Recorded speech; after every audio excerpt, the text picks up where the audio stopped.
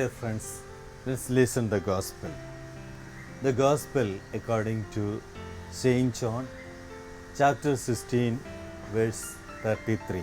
I have said this to you so that in me you may have peace. In the world you face persecution, but take courage. I have conquered the world. My dear friends, Jesus says He has conquered the world. He has conquered the world. It is not for Him, but for us. For the sake of us, He has conquered the world.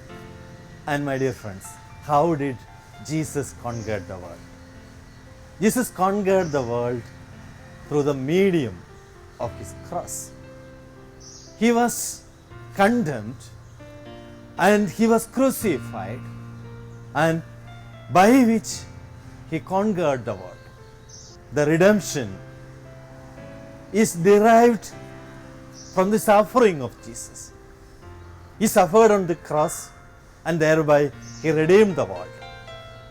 Only when one is suffering, then only salvation will be attained. Salvation will be attained only when one is suffering. That is the theory applied here. Here Jesus says, He says, and He teaches very often through parables. Jesus conveyed His messages through many parables. And He is comparing Himself as a Lamb of God, a lamb slain for the sake of God and for the sake of the people of God.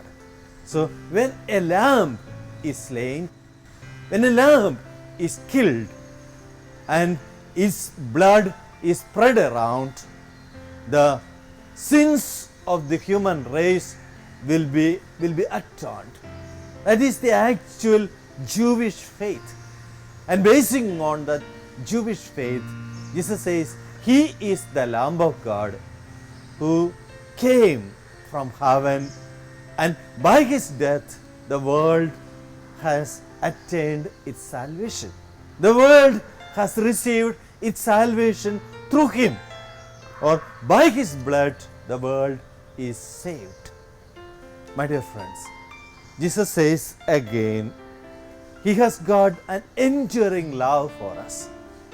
He has got an enduring love, and when we suffer, His love and His compassion is there with us. And in today's gospel, He says He gives us peace. What type of peace? Peace of mind, peace of heart. And this is what Jesus wants us to give. The world is in a conflicting situation now. So many natural calamities are happening around us. The pandemic is striking us. It is threatening us. And we are looking for a refuge. Where do we get a refuge? Where do we get a remedy for all these problems?